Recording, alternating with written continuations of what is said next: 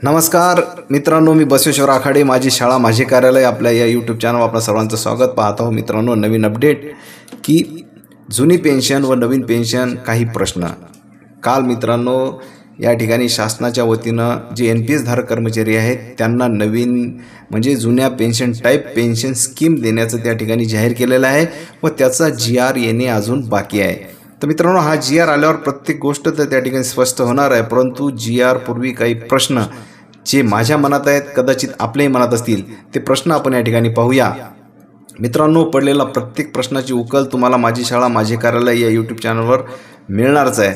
आपण जर चॅनलवर नवीन असाल तर सबस्क्राईब करा, व्हिडिओला लाईक करा व आपल्या मित्रांपर्यंत अवश्य पोहोचवा. तर चला बघूया मित्रांनो, पहिला प्रश्न काय पडतो आपल्याला. या ठिकाणी बघा, आपल्या स्क्रीनवर जुनी पेन्शन आणि नवीन पेन्शन अशा दोन टॅब त्या ठिकाणी घेतलेल्या आहे व डाव्या बाजूला जुनी पेन्शन. त्यातला प्रश्न एखादा काय असू शकतो? जुनी पेन्शन योजनेत पेन्शन मिळण्यासाठी कोणती कपात होत नाही. तर बघा मित्रांनो, सध्या जी जुनी पेन्शन धारक कर्मचारी आहेत त्यांची पेन्शनच्या अनुषंगानं कुठलीच कपात होत नाही. जसं की NPS धारक कर्मचाऱ्यांची NPSची कपात 10% कर्मचाऱ्यांची व्हायची व 14% शासन त्यात भरायचं. अशा कुठल्याही पद्धती जुन्या पेन्शनमध्ये कपात होत नाही. तर नवीन पेन्शन योजनेमध्ये NPS कपात सुरू राहते किंवा कसे, हा प्रश्न या ठिकाणी आपल्या मनामध्ये आला असेल की ही कपात बंद होते की सुरू राहते. हा होता मित्रांनो पहिला प्रश्न. दुसरा प्रश्न आपण या ठिकाणी बघूया.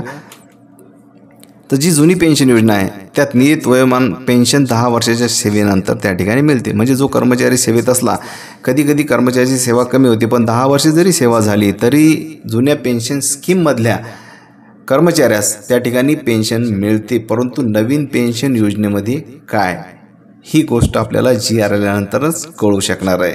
मित्रांनो, हे पाहत आहोत आपण प्रश्न उत्तरे. बघा, पुढील प्रश्न जर आपण पाहिला मित्रांनो, तर जुन्या पेन्शन योजनेमध्ये स्वेच्छानिवृत्ती, ज्याला आपण म्हणतो VRS, की एखादा जुन्या पेन्शनमधला कर्मचारी असला आणि त्याला जर ऐच्छिक सेवानिवृत्ती घ्यायची तर 20 वर्षांनंतरच्या सेवेनंतर तो कर्मचारी त्या ठिकाणी तो घेऊ शकतो.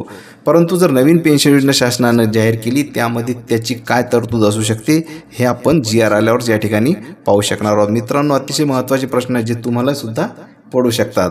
पुढील प्रश्न पाहूया आपण. अंशराशीकरण. अंशराशीकरण म्हणजे त्याला आपण म्हणतो मित्रांनो पेन्शन विक्री किंवा ग्रॅज्युइटी, ज्याला पेन्शन उपदान म्हणतात.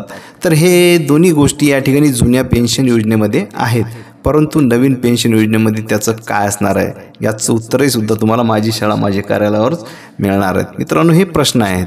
आणखी जर आपण पुढे पाहायला गेलो तर सध्या जुने पेन्शनधारक जे कर्मचारी आहेत त्यांना GPFचं खातं आहे आणि नवीन पेन्शनधारकाला GPF असणार की NPS, हा सुद्धा प्रश्न आपल्या मनामध्ये असणार आहे.